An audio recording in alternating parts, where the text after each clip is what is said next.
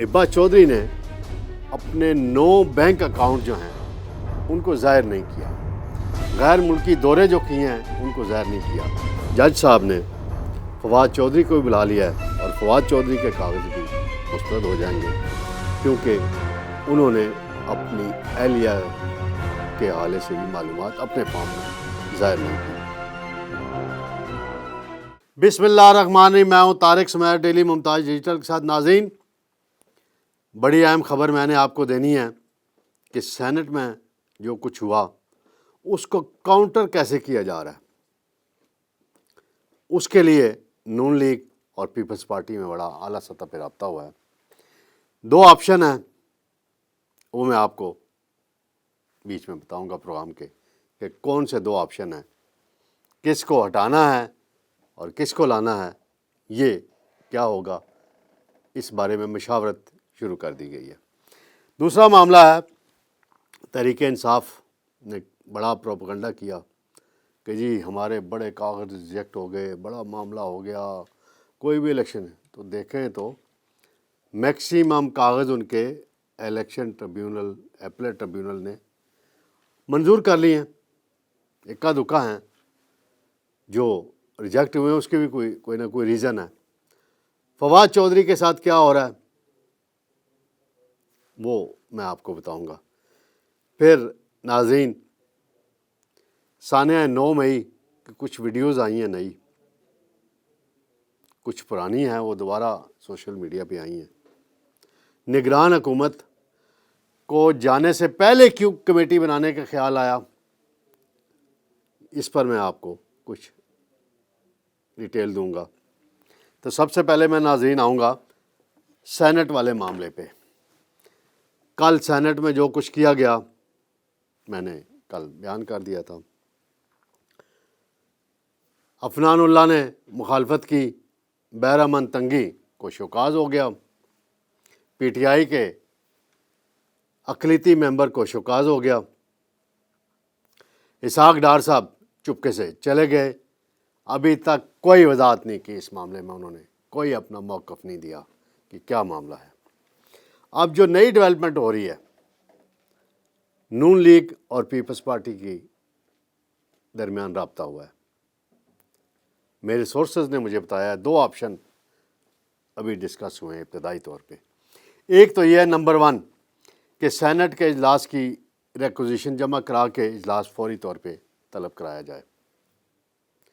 ایک گورنمنٹ فوراً بلا سکتی ہے اجلاس، وزارت پارلیمانی امور جو مرتضیٰ سلنگی کے پاس چارج ہے وہ بلا سکتے ہیں، اور دوسرا ہے کہ ریکوزیشن جمع کرائی جائے پیر کو، منگل کو، تو 14 دن کے اندر چیئرمین سینٹ پہ لازم ہوتا ہے کہ وہ اجلاس بلائے، اور اس میں اس قرارداد جو کل بھونڈے طریقے سے، پراسرار طریقے سے، کچھ قوتوں کا نام استعمال کر کے منظور کرائی گئی، بھئی کتنے لوگ حاضر تھے، وہ بھی ایک مذاق ہے سینٹ جیسے فورم پہ، تو اس کو منسوخ کرانے کی پہلے کوشش کی جائے گی، قرارداد وہاں پیش کی جائے گی کہ اس قرارداد کو منسوخ، اور ووٹنگ اگر یہ ممبر حاضر ہوں، پی ٹی آئی کے ممبر حاضر ہوں، نون لیگ کے ہوں اور پیپلز پارٹی کے ہوں تو پھر تو کوئی مسئلہ ہی نہیں ہے، اور ایک قرارداد پھر پاس کرائی جائے کہ 8 فروری کو الیکشن ہر صورت ہونی چاہیے۔ یہ ایک بات ہوئی ہے۔ دوسری جو تجویز آئی ہے بڑی حیران کن ہے، ابھی ابتدائی سٹیج پہ ہے، کہ چیئرمین سینٹ نے جو پراسراریت کی ہے اس پر ان کے خلاف تحریک عدم اعتماد لائی جائے۔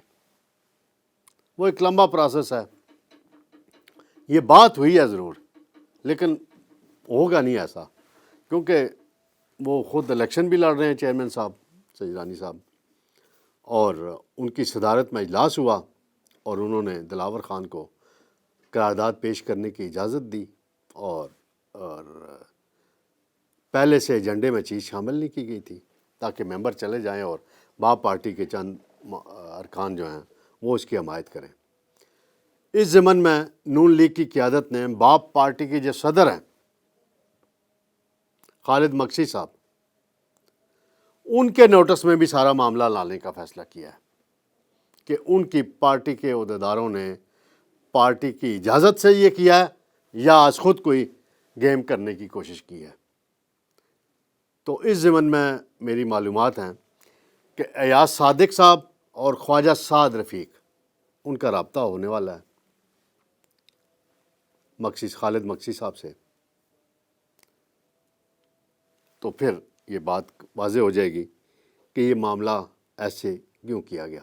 جماعت اسلامی کے سینیٹر ہیں مشتاق صاحب، انہوں نے آج ایک قرارداد جمع کرا دی ہے سینٹ میں کہ الیکشن 8 فروری کو ہونے چاہیے، اور یہ جو قرارداد کل پاس کی گئی ہے اس کی کوئی حیثیت نہیں، کیونکہ ممبروں کی تعداد ہی نہیں تھی اور خفیہ طریقے سے پراسراریت سے یہ سارا معاملہ کیا گیا۔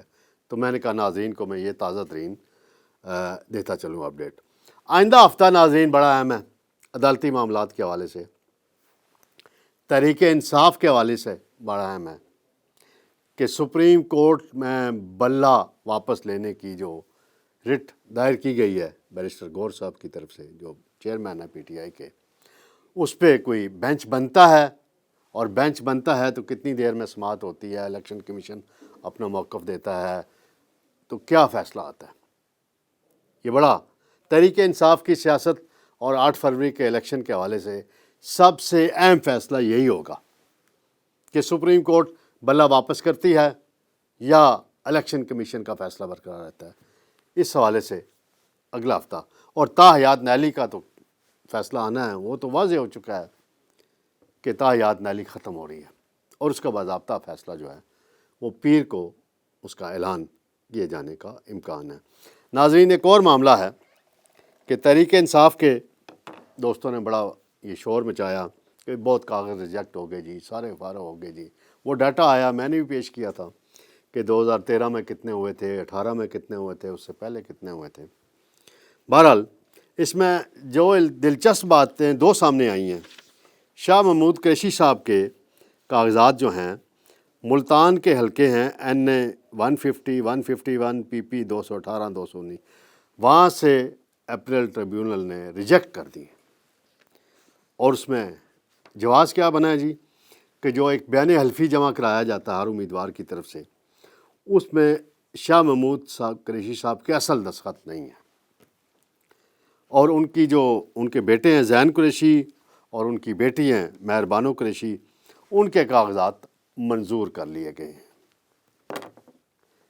مہر بانو قریشی روز اڈیالہ جیل کے باہر جاتی ہیں اپنے والد کے لیے، سیاسی اور قانونی جنگ لڑنے میں ایک بڑا کردار ادا کر رہی ہیں، اور میڈیا میں آ کے اپنے والد کی حوالے سے ڈٹ کر بات کرتی ہیں۔ دوسرا جو دلچسپ واقعہ ہوا ہے، فواد چودھری صاحب سابق وزیر اطلاعات و نشریات، ان کی اہلیہ نے ابا چودھری جو کاپی کرتی ہیں مریم نواز کی بھی، وہ اٹھا کے باٹل وغیرہ، تو ان کے کاغذات ریجیکٹ کر دیے گئے ہیں، اور فواد چودھری کو بھی بلا لیا گیا ہے کہ جی آپ بھی آئیں۔ تو ابا چودھری نے اپنے 9 بینک اکاؤنٹ جو ہیں ان کو ظاہر نہیں کیا، غیر ملکی دورے جو کیے ہیں ان کو ظاہر نہیں کیا، تو FIA نے اپیل ٹریبیونل میں پورا وہ الیکشن ٹریبیونل جو ہے اس میں رپورٹ پیش کی، تو جج صاحب نے فواد چودھری کو بھی بلا لیا ہے، اور فواد چودھری کے کاغذ بھی مسترد ہو جائیں گے، کیونکہ انہوں نے اپنی اہلیہ کے حوالے سے بھی معلومات اپنے فارم میں ظاہر نہیں کی۔ تو یہ تو اس تناظر میں بات ہوئی۔ اب کچھ ویڈیوز آئی ہیں 9 مئی کے واقعات کے حوالے سے، کچھ فیصلہ آباد کی ہیں، کچھ اور شہروں کی ہیں، نئی ویڈیوز آئی ہیں، واقعات اس وقت کے ہیں۔ تو یہ اب ویڈیو آئی ہیں، اب دیکھیں وہ لوگ کس طریقے سے کیا کیا حرکتیں انہوں نے کی، کس طریقے سے انہوں نے شہداء کے اور پاک فوج کے حوالے سے الزامات لگائے۔ وہ تو اب انکوائریاں ہو چکی ہیں، بندے کئی پکڑے گئے ہیں، کئی روپوش ہیں، معاملہ چل رہا ہے۔ جو میں بات کرنا چاہتا ہوں، نگران حکومت نے ایک کابینہ کی کمیٹی تشکیل دی ہے جی، جس کے سربراہ ہیں وزیر قانون احمد عرفان صاحب۔ اس میں اطلاعات کے وزیر ہیں، داخلہ کے ہیں، انسانی حقوق کے ہیں، یہ جائزہ لے گی کہ 9 مئی کے واقعات کیوں ہوئے اور ہے مستقبل میچ کا. تو نگران حکومت کب کی بنی ہوئی ہے؟ 15 اگست کی. ان کو کمیٹی اب خیال آیا بنانے کا.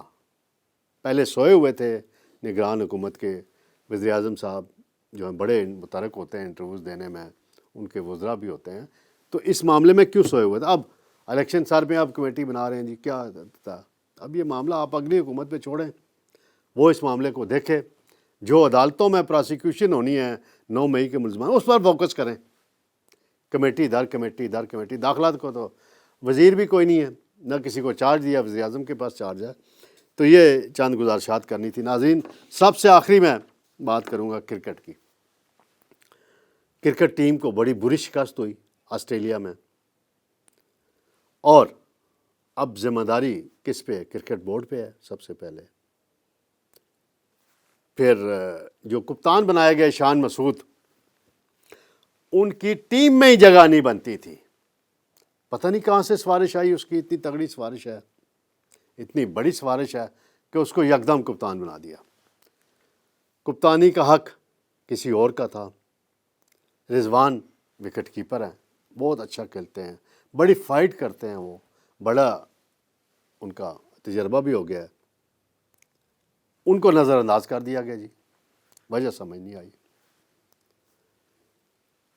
اور جو پرفارمنس ابھی رہی، بابر اعظم کی بھی بڑی بری پرفارمنس رہی.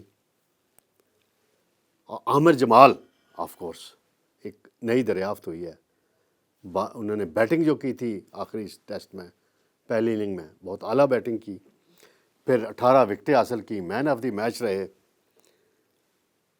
تو کرکٹ بورڈ کو تو پوسٹ مارٹم کرنے کی ضرورت ہے، اور کرکٹ بورڈ میں نجم سیٹھی جیسی شخصیت کوئی آنا چاہیے، تبھی یہ کرکٹ کچھ ٹھیک ہوگی.